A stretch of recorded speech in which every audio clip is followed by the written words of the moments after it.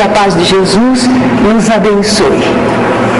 Nosso tema hoje são manifestações físicas espontâneas. Então vamos fazer de conta que nós todos aqui moramos num bairro e no nosso bairro começaram a surgir uns fenômenos lá numa casa de algumas pessoas conhecidas. E as pessoas estão alarmadas. O bairro todo está em polvorosa, porque estão acontecendo coisas, manifestações espontâneas. Como que, por exemplo? Que tipo de manifestações espontâneas? Que muitas vezes aparecem aí na televisão, nos jornais. Que tipo? O que é que acontece?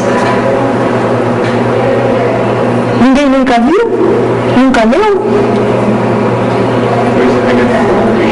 Isso, combustão espontânea. A TV mostrou, não é? Uma família lá, a moça deitou ali no colchão direitinho, daí a pouco o colchão começou a se mexer todo e pegou fogo. Precisaram tirar rápido a moça. É combustão espontânea, o que mais? Pancadas, ruídos, não é? Pedras que caem. O pessoal fica procurando quem é que atirou. Não é isso que estão fazendo comigo? Então, todos esses tipos de fenômenos e foram espontâneos, não foram provocados. Quer dizer, ninguém fez uma reunião para chamar espíritos, certo? Não, foi espontâneo. Não é? Muito bem. Diante desses fatos, nós que somos ali do bairro, que somos espíritas, o que nós temos que fazer diante de fatos assim? O que nós vamos fazer? Porque é por isso que é a nossa aula, né? Para a gente entender e saber como agir. O que a gente faz? Fica comentando também como todo mundo? Fica alarmado como todo mundo? Observar primeiro para o sinal natural. Isso, nós temos que analisar. Será que é fruto de imaginação? Imaginação é assim, não existe nada, a pessoa começa a pensar, idealizar, imaginação. Mas às vezes é alucinação. A alucinação é um pouco diferente. Não é que a pessoa começou a imaginar, uma percepção ela teve, não é real, mas para ela é, porque ela está percebendo, interiormente ela está percebendo. A gente pode comparar com aquelas pessoas que bebem demais e têm delírio tênis. Então o que acontece com elas? Elas veem bichos subindo pelas paredes, elas veem um animal enorme à frente dela, não tem animal, mas para ela é uma realidade, é uma alucinação. E muitas vezes as pessoas dizem que os espíritas são alucinados, porque não existem as coisas e nós estamos vendo e achando que percebemos, não é? Então, a imaginação, aquelas coisas todas, será uma alucinação? Não, verificamos que não é. O que mais que a gente pode? Ela disse para ver se tem uma causa conhecida, uma causa física. O que poderia ser, por exemplo? Vamos ver que numa casa estão acontecendo ruídos. Sabe o que o pessoal me contou? Que em certas casas do interior havia gambá no teto, no forro. E que quando eles andam, quando eles caminham lá, parece uma pessoa andando. Ratos. O que mais? Tem uma porção de coisa que pode provocar ruídos. Lembro também que a madeira contrai e dilata com o calor, com a temperatura. Então, às vezes, sozinha ele dá aquele estalo. Pá! Mas não é nada, é madeira só. Não tem nada a ver, não é? Então, nós temos que olhar. Olha o que ele diz. Cada um deve estar em guarda, não somente contra narrativas que possam ser, quando menos, acoimadas de exagero, mas também contra as próprias impressões, cumprindo não atribuir origem oculta a tudo que não compreenda. Ele diz que há uma infinidade de causas muito simples e naturais que podem produzir esses ruídos que, à primeira vista, são estranhos. mas que a gente não deve ficar imaginando, por exemplo, que os espíritos estão pela nossa casa, quebrando louças, derrubando as coisas, a todo momento, porque tudo que acontece, não. Nós temos que ver as causas naturais do que acontece. Eu tenho 2 casos para contar. Eu estava passando as férias com minha mãe, acho que em Serra Negra, e saímos para caminhar ali nos arredores, não na praça, não no centro, um pouco nos arredores, e pegamos uma estradinha de terra. Era de tarde, perto de 2 horas da tarde, sol, e nós caminhando, conversando, eu e mamãe, de repente escutamos, vou imitar, porque foi como foi mesmo, escutamos um som assim, um gemido dolorido, impressionante. Acho que se fosse meia-noite, né, muita gente saía correndo, não é? Mas era 2 horas da tarde. Mas nós pensamos em gente e olhamos para ver se tinha alguém ali na margem da estrada, lá para dentro, não é? Não havia ninguém. Mas o gemido se repetiu mais uma vez. Demorou um pouquinho novamente. Aí nós começamos a olhar, a pesquisar, procurando o quê? Uma causa natural. E encontrei.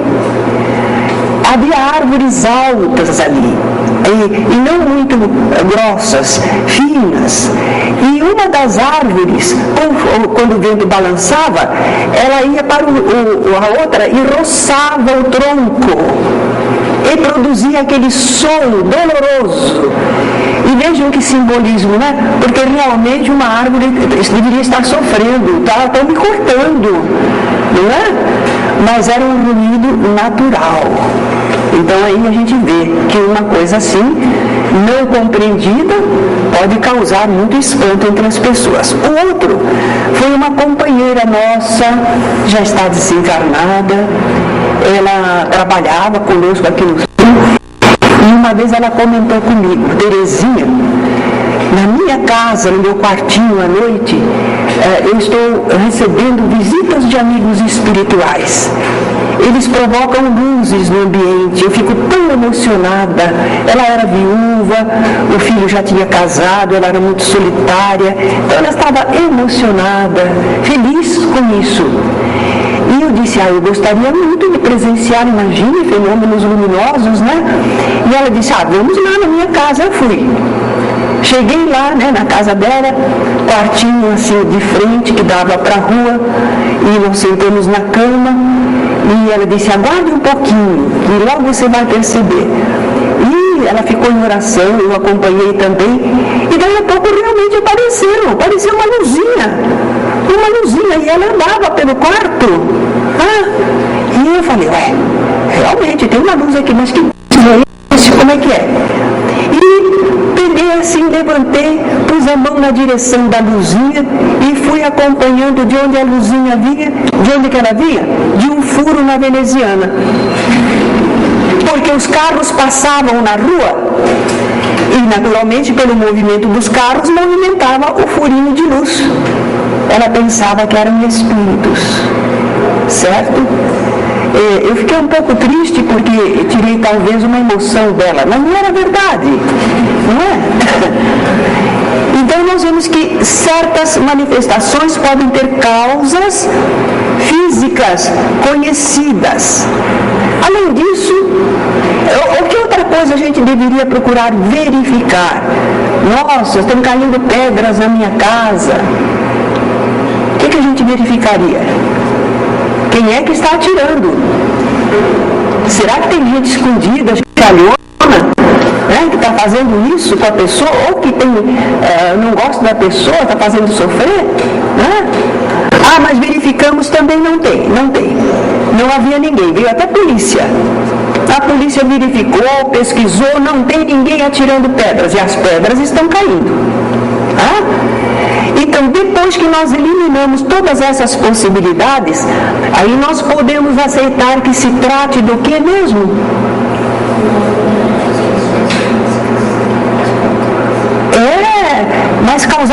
quem? Por espíritos. Que tipo de fenômeno? Os espíritos produzem efeitos intelectuais e efeitos físicos. Foi efeitos físicos no caso. Não é? Muito bem. Nós já vimos em aula anterior como é que se produzem os fenômenos, não é? Vocês já sabem, isso é estudo de outra aula. Nós já sabemos que tipo de espíritos costuma produzir, são espíritos pouco evoluídos, ainda afins com a matéria, né? Agora, então, uma vez que nós já sabemos que são espíritos produzindo realmente aquelas manifestações, o que nós vamos procurar saber? Olha como nós somos indagadores, né? Mas Kardec nos ensina, né? Analisar tudo. Agora nós queremos saber que espíritos são esses e por que eles estão fazendo isso. Por quê? Qual é o objetivo deles? Para quê? E o que vocês acham que pode ser? Por que os espíritos estão produzindo aqui? Estão dando manifestações espontâneas, físicas, da sua presença.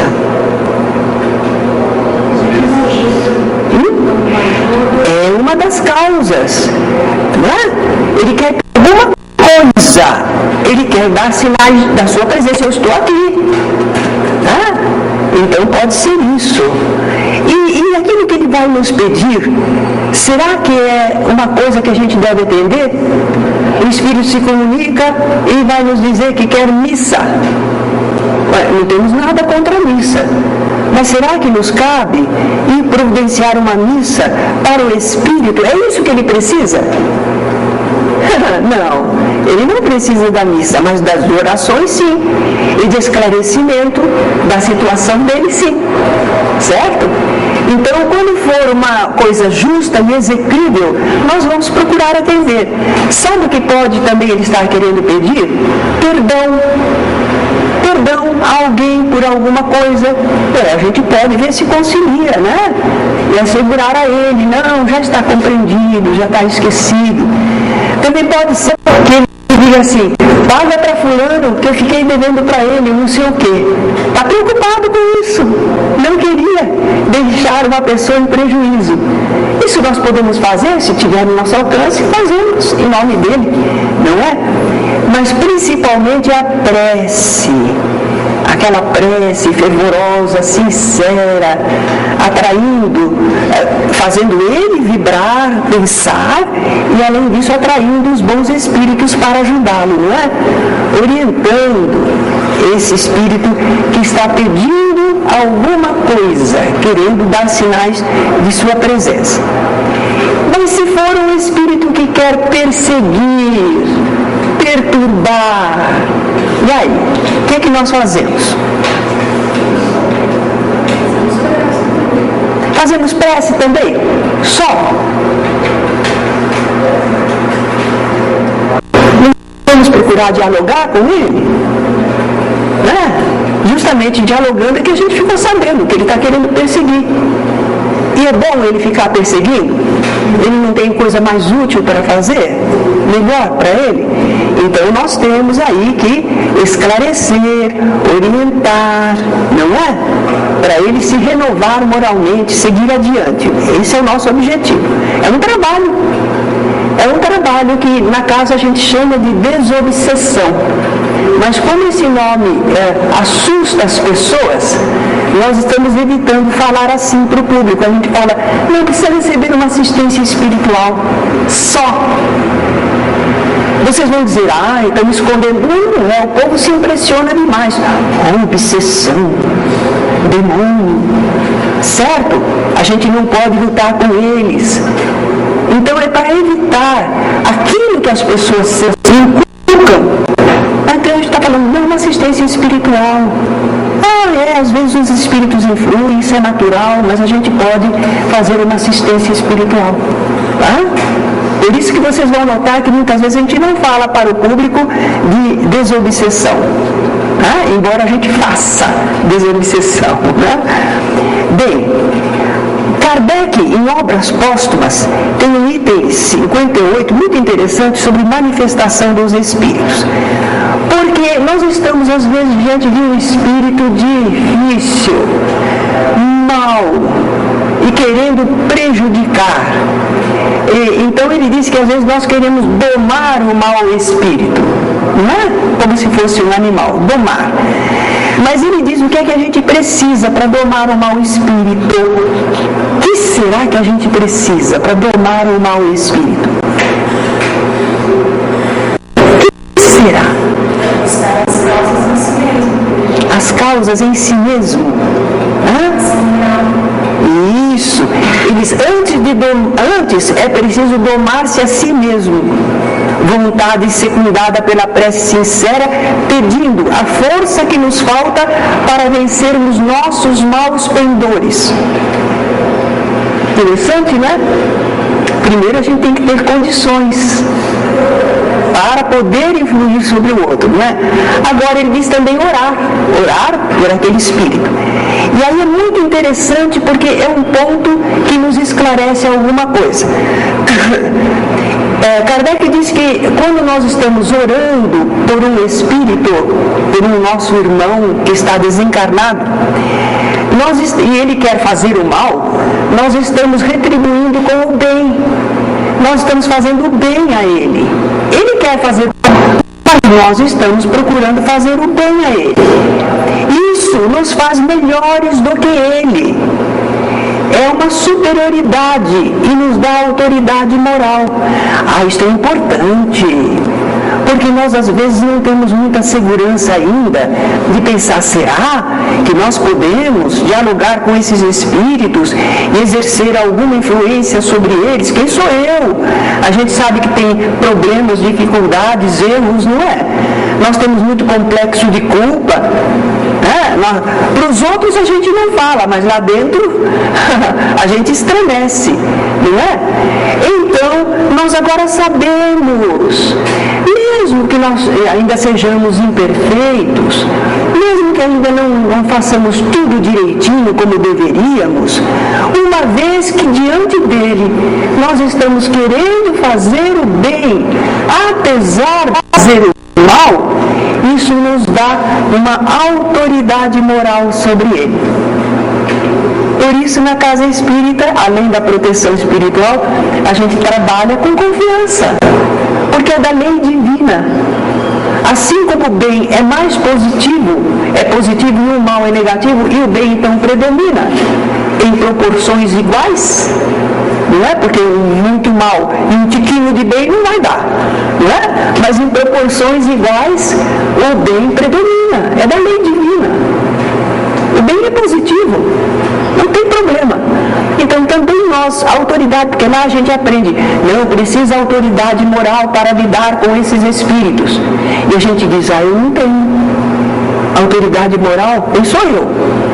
Eu sei dos meus problemas, das minhas deficiências, mas se você está ali querendo ajudar, sinceramente querendo ajudar fraternamente, então você tem autoridade moral sobre ele. Você não tem autoridade moral sobre todo mundo, mas sobre ele você tem.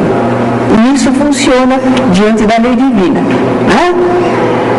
Agora, outra razão pela qual os espíritos provocam essas manifestações espontâneas é como brincadeira, para assustar as pessoas e se divertir com o medo das pessoas. Ai, que coisa! Mas que espírito! Nós também somos espíritos, não somos? E não tem muita gente que faz. O exemplo melhor é aquele dos menilotes, das crianças que apertam a campainha e saem correndo e ficam escondidinho, para ver a pessoa sair da porta e não tem ninguém. A pessoa se diverte com ter perturbado o outro, inquietado inutilmente. Não é a mesma coisa que esses espíritos estão fazendo? Então, os espíritos, nós, não é? É da natureza ainda de espírito pouco evoluído, encarnado ou desencarnado, não é? esse tipo de espíritos que fazem brincadeiras e responsabilidade, esses fenômenos são chamados poltergeist. Os alemães puseram esse nome, não é? Agora, como enfrentar? Tá certo, é um espírito que quer brincar conosco, nos assustar, se divertir à nossa custa. O que fazer? Kardec diz, primeiro, não dar maior atenção ao fenômeno. É como aquela criança, né, que fica querendo chamar a atenção da gente. Quanto menos atenção você dá, melhor. Não é? Então, mas às vezes é difícil não prestar atenção. Não é? Mas quanto possível. E, é claro, também proporcionar orientação, o que for possível. Não é? Muito bem. Falta ainda outro motivo pelo qual os espíritos provocam manifestações físicas espontâneas. O espírito quer chamar a atenção das pessoas, mas é para um objetivo bom. Ele quer comprovar a realidade da imortalidade nossa, que nós não morremos. Ele quer mostrar que a vida continua. Esse é um propósito interessante, está dentro da lei divina, não é? A gente lembra que fenômenos que aconteceram mesmo assim, que os espíritos queriam provar que a vida não acaba. As mesas girantes, raio desfile, não é? Os rapos, os barulhos, estrondos, não era para perturbar, era para chamar a atenção. Aquele espírito que foi um mascate, não é? Ele foi assassinado ali. Não, ele já está bem. Ele não está atormentado, não. Mas estão utilizando ele, porque aconteceu ali com ele. E ele pode dizer o que aconteceu, vão poder verificar se realmente ali passou um mascate com o nome dele. Então é ele que serve para produzir aqueles fenômenos, chamar a atenção e dizer, olha eu aqui, não morri. Mataram o meu corpo, mas eu continuo vivendo. E com isso, despertar a humanidade para saber que nós somos realmente imortais. Então, é um objetivo bom, edificante. Naturalmente, se acontecesse conosco em algum lugar, no nosso bairro, nós iríamos daí procurar constatar que realmente são espíritos, ver se ele pode se identificar, se ele era dali da região, se morou naquela casa, não é? Nós podemos aproveitar para passar aquele conhecimento às pessoas, sem intenção propriamente de proselitismo, que todo mundo pense como pensamos, nós os espíritas, mas o fato verdadeiro que está ali diante de todos. Fundamental, interessante e importante para todos. O espírito não morre com o corpo, e o espírito pode continuar agindo. Isso que é importante, certo? Então nós podemos aproveitar para isso. Agora, no livro dos médiuns, Kardec também comenta sobre essas pessoas que são médiuns no local. Elas não sabem. Elas não sabem que é por causa delas que os espíritos conseguem atuar. Os parapsicólogos, que embora sejam até padres, mas são de linha materialista no nosso modo de ver, porque eles querem explicar tudo como coisa do mundo material, eles costumam dizer que quando acontecem esses fenômenos, no caso daquela jovem que a gente viu na televisão, que o colchão pegava fogo, atrapalhava a família toda, porque a roupa do varal pegava fogo, dentro de casa pegava fogo. Eles mudaram de casa, mas o problema continuou com eles. Não era a casa, eram eles. Especificamente a jovenzinha. E aí os parapsicólogos dizem que tem que haver um objeto, um centro de ação. E não é de espírito, não, dizem eles, é a mente da pessoa. Então aquela jovem, meio meio descontente, na fase ainda de desenvolvimento sexual, com muitas energias, e uma jovem entristecida, revoltada, perturbada. Com isso, a mente dela produz aqueles fenômenos. Parapirogenia. As coisas entram em combustão. É uma tentativa de explicar. Realmente, às vezes, aquela moça é o centro, ela que fornece o quê? Ectoplasma. Para os espíritos poderem agir. E geralmente é aquela fase, porque se ela estivesse bem canalizada nas suas energias, ela não sobraria para espírito nenhum ficar utilizando. Mas como a pessoa está na fase de expansão de energias, o ectoplasma é também uma espécie de energia relativa ao corpo, não é espiritual, é material, e os espíritos têm que usar para agir na matéria.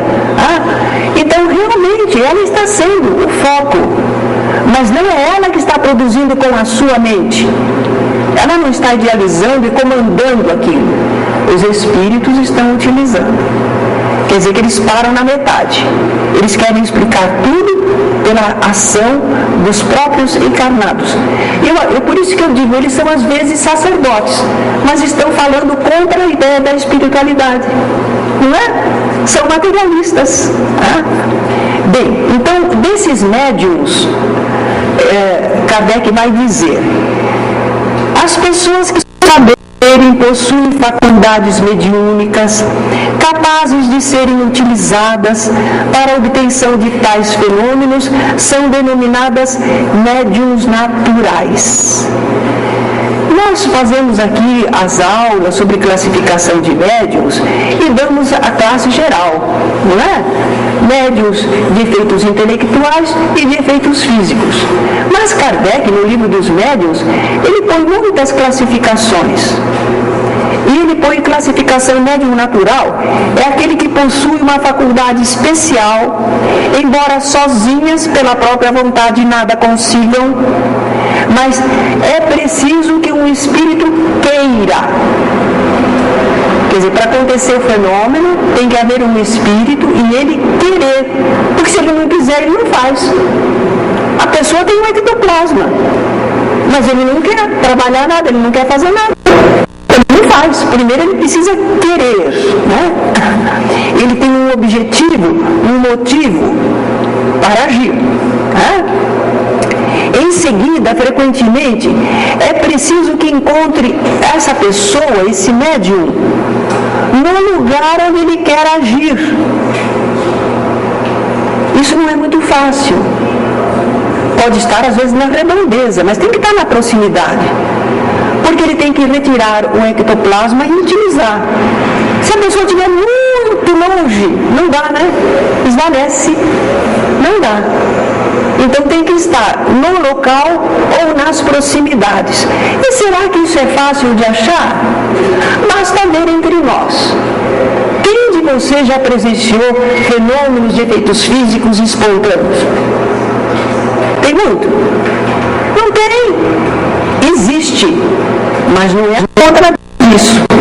Agora faz de conta que a gente é um espírito que quer provocar um efeito desse. E aqui? Mas aqui não tem médium nenhum desse aí.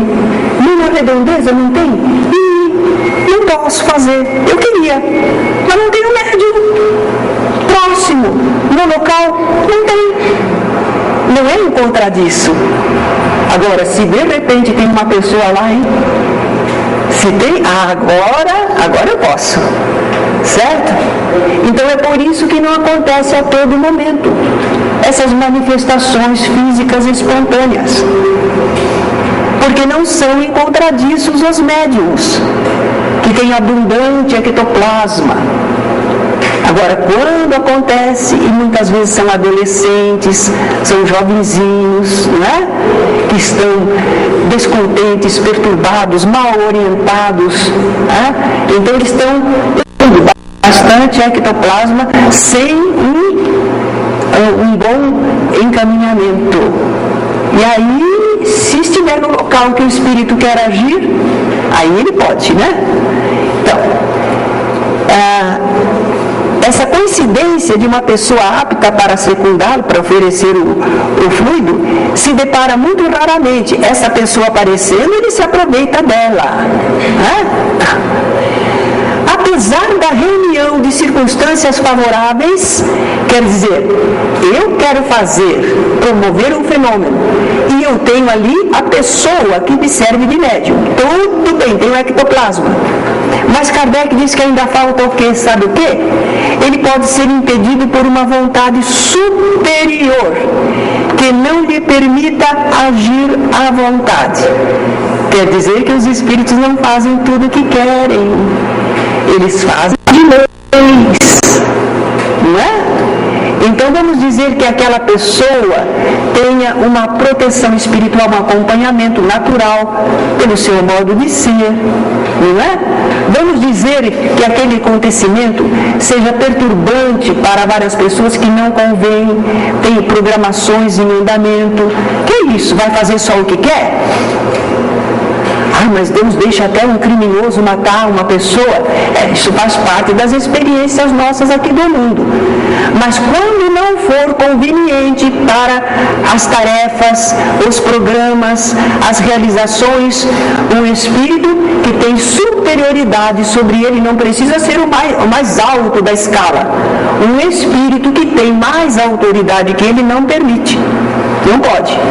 Não deixa. Por isso os espíritos que às vezes se comunicavam, e Kardec aproveitou os médios, e diz, não, isso não é permitido, isso não é possível. Eles diziam que muitas coisas eles não podiam fazer, não é? E quando eles agiam, eles estavam com a permissão e às vezes até o amparo de espíritos superiores. O que mais? Pode ser-lhe permitido fazê-lo, dentro de certos limites apenas, e no caso em que estas manifestações sejam julgadas úteis, como meio de convicção, como prova para a pessoa avisada.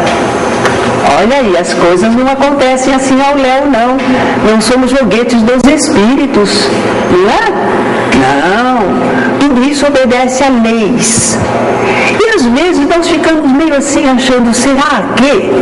Mas a sabedoria divina estabeleceu que haja controle, limite, permissão também.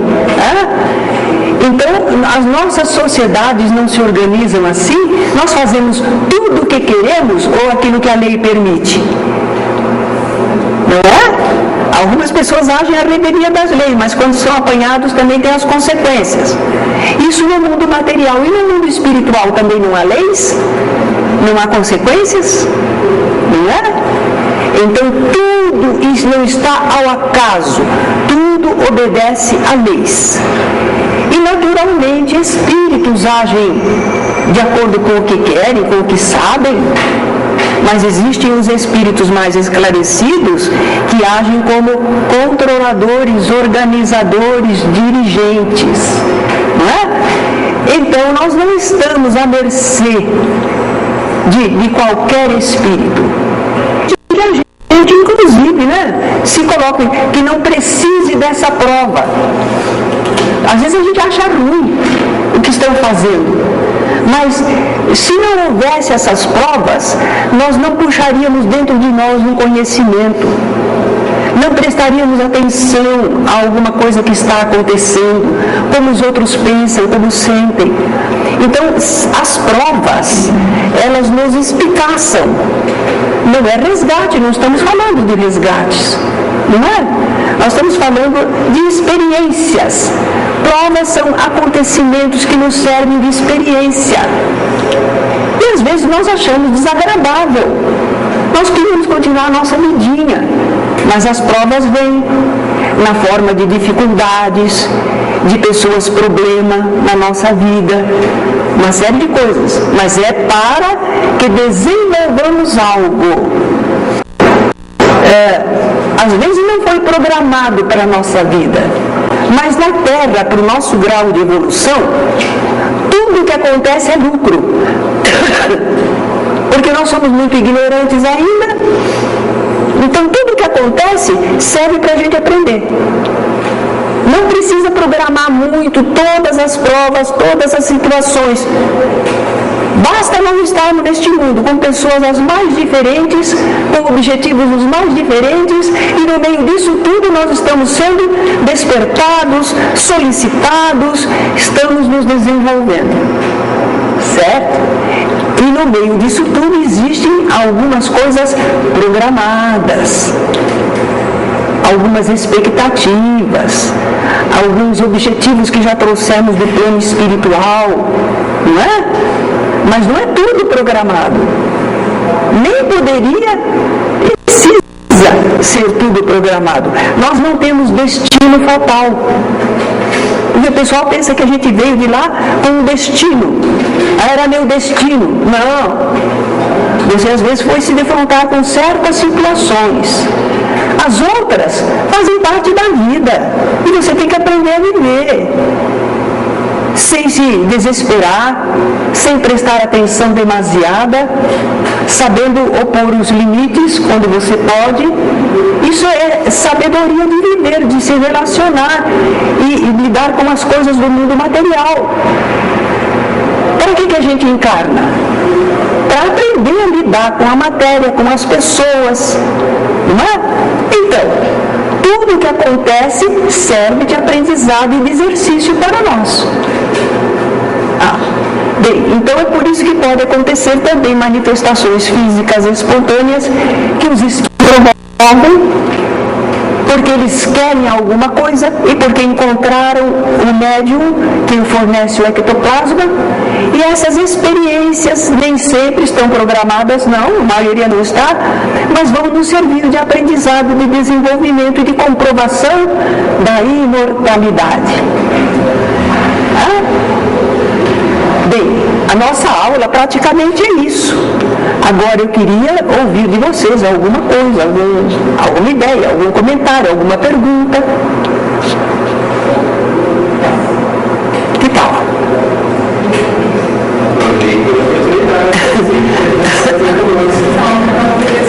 Sim. Sabe, assim, conheço pessoas que têm essa oportunidade, assim, tem muito ectoplasma, assim, então geram muitos efeitos físicos.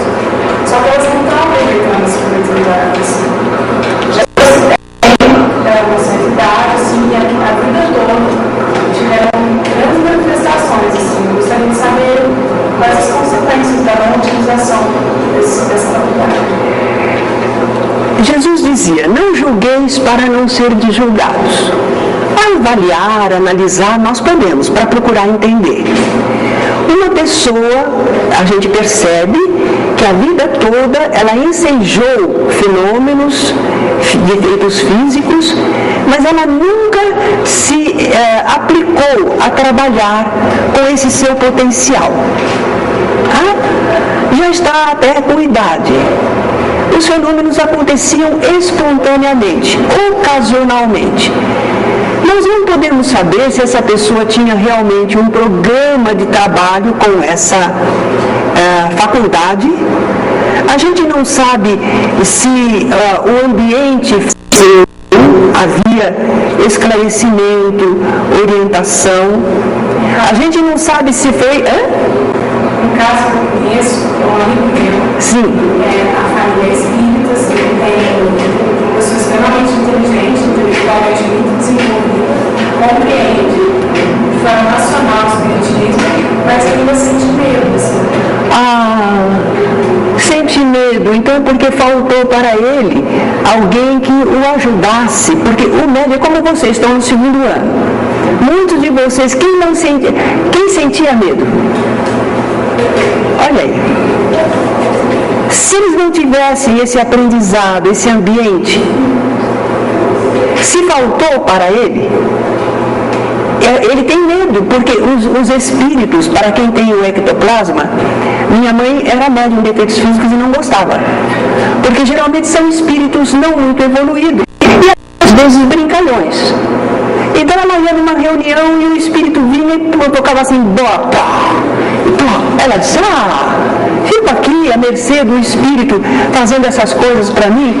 Ela não gostava, certo? Claro que aquele efeito depois bem canalizado poderia servir para muita coisa boa, não é? Mas há uma fase, como para o médium comum, de psicofonia, de presença espiritual, perturbante, inquietante. Ela não queria isso, não é? Então às vezes faltou uma orientação. A família é espírita, mas às vezes não tem uma oportunidade de um estudo, de um treinamento adequado. Então ele ficou sempre com medo. E talvez que tipo de espíritos ele via, ou se aproximavam dele e o que faziam? Ele não gostava, ele tinha medo. Então faltou às vezes uma ação. Não podemos julgar, porque às vezes, de acordo com o plano espiritual, diriam para ele: mas você teve tal pessoa, porque em tal lugar, porque você soube. E nós sabemos disso? Não sabemos. Então não podemos julgar. Podemos estudar o caso, mas definir com sentença não podemos. Nós teríamos que ter acesso a todas as condições dele e do mundo ao redor. A gente não tem. Então a gente lamenta, né? Agora outra coisa, será que Deus vai castigá-lo porque ele não fez o que devia? Deus é tão bom, sabe? Nós é que perdemos oportunidade, marcamos passo, sofremos aquele constrangimento, mas a misericórdia divina só fala assim: foi meu filho, vamos recomeçar? Não existe penas eternas em nada, não é? Muito bem. A outra perguntinha? Eu queria saber se, por exemplo, aquelas coisas de sumir objetos dentro de casa se enquadram dentro de manifestações. Sumir objetos. Ótima pergunta. Muito boa. Seguinte, Kardec fala que muita coisa que acontece nós atribuímos aos espíritos, às vezes é nosso desazo, falta de cuidado. Então, há muitas coisas que psicologicamente a gente mesmo chega à conclusão. Por exemplo, nós estamos procurando um papel que a gente tem, uma anotação. E a gente diz: eu sei que tem anotação, não, mas estava aqui, mas não. E a gente não consegue achar. Surge o papel, está lá. Sabe por que a gente não achava? Na nossa cabeça nós achávamos que o papel era amarelinho. E o papel não é amarelinho, é branco.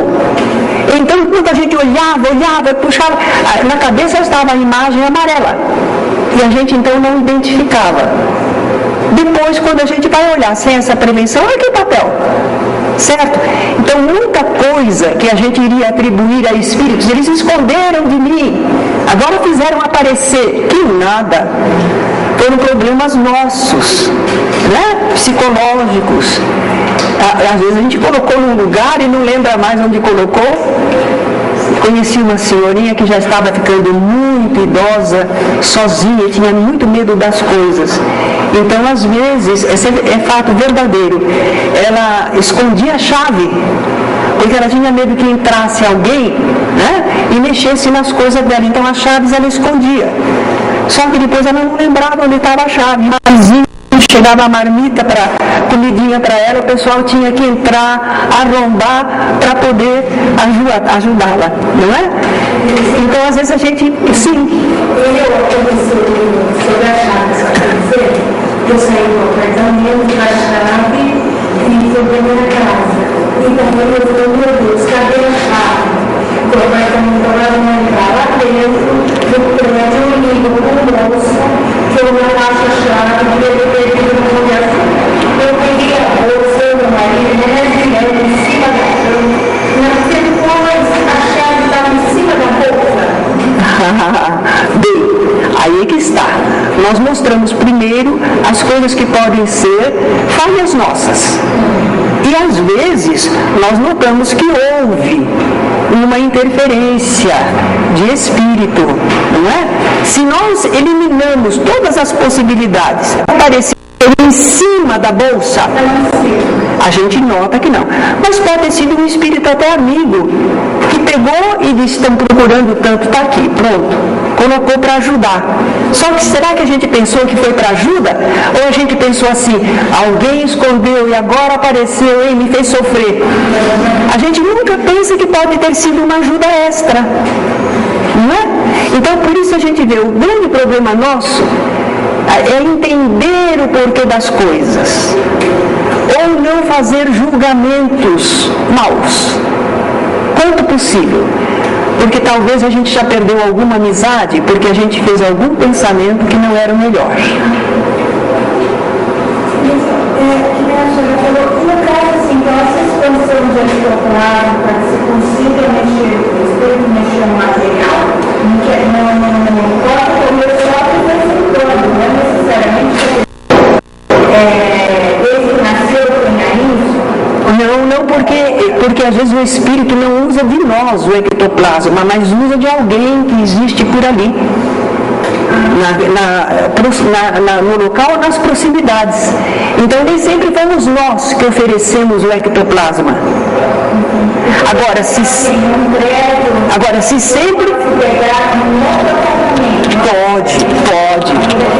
pode.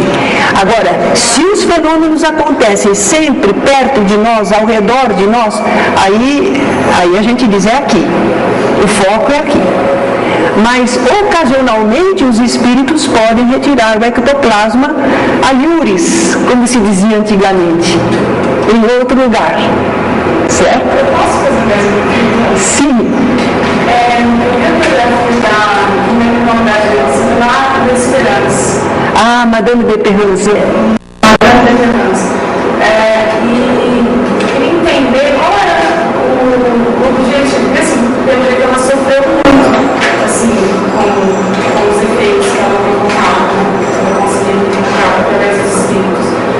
E eu lembro que, a partir do momento que ela começou a frequentar as figuras mediúnicas, sempre apareciam flores de outros lugares, japoneses, nunca vistas assim. Transportavam flores de outros lugares.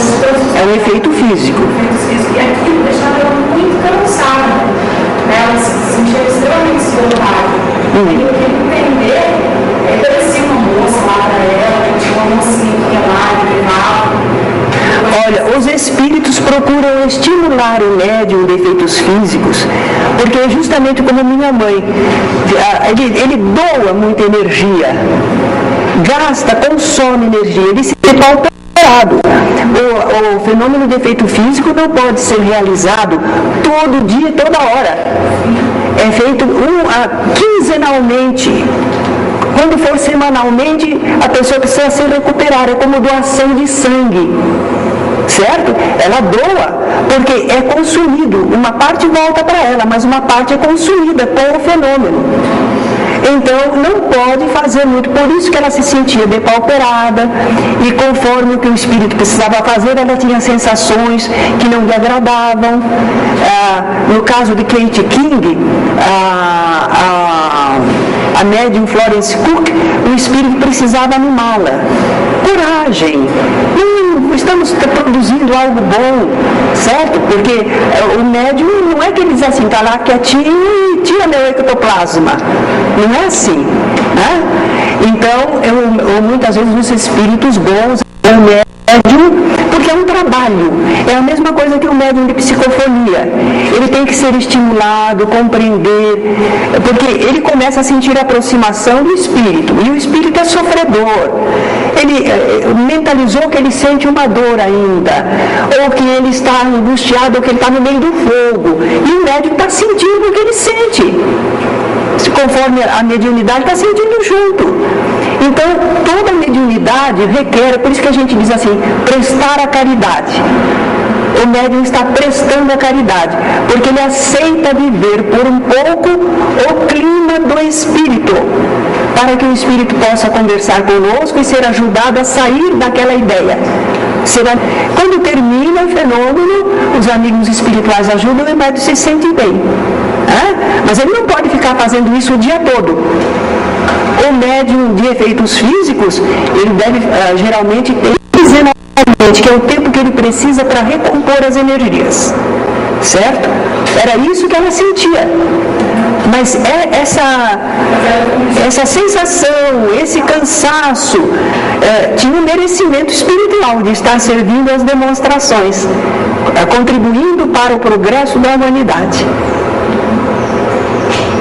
Bom, agora agradeço que está na hora da tarefa de vocês, não é? São assuntos fascinantes.